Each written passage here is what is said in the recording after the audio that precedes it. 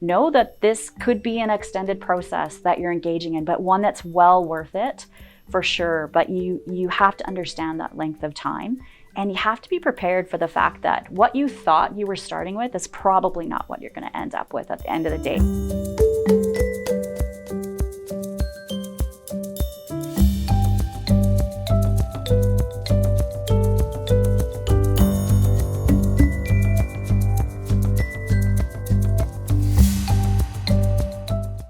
My name is Kerry Rempel, and I'm a graduate student doing my PhD work here at UBC Okanagan. And during the day, when I'm not studying, I'm also the chair of the business department at Okanagan College. Some of the work that I do really is about creating teaching case studies. So the research is on specific organizations, how they function, and all in service of trying to isolate events that can help to bring curriculum alive, to help students to understand concepts through seeing that through the eyes of organizations and the problems that they face. And then the other side of my research, which is a little bit more community engaged, is looking at complex systems like homelessness.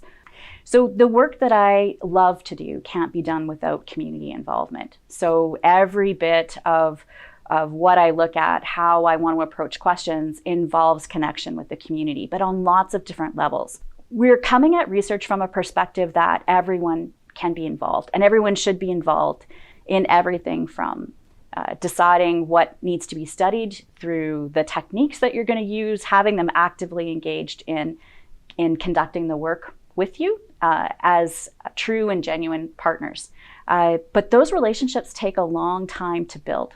So they don't happen overnight. They don't happen at a snap of a finger. But what I found is that the best projects that we do, the ones that have most impact, that are meaningful, that are actually providing information back into the hands of the people that need it, are ones that are built on relationships that have taken years to develop. So know that this work and building those those relationships take time, but it's well worth it at the end of the day.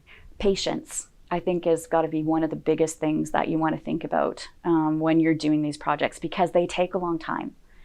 I think it's really important to explain to research ethics boards, to people that are supporting you in your work, that this isn't going to happen overnight. So for students that are doing master's or PhD work, know that this could be an extended process that you're engaging in, but one that's well worth it for sure. But you have to understand that length of time.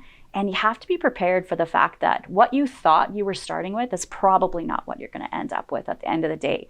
But it could be this amazing piece of work, or it might not work at all. And what can you learn from those things that don't work? And what can you pass on to other people? So a published academic paper may not be read by any of the people that I'm hoping to impact with the work that our collectives are doing. So you really want to plan that knowledge mobilization from the beginning, and know that knowledge mobilization can come from sharing data. It could be from sharing the results. It could be in the process of doing the research. You can actually be doing knowledge mobilization at the same time. Some projects that I think might be interesting for community to consider is, how do we have the voices of lived experience present in the work that we're doing and shining through the work that we're doing. So the process that we engaged in, and the community that we created, and the ongoing impact for the people that participated in that research, is something that I had never expected. And that's where we sort of started to look at allyship, and we've created a toolkit.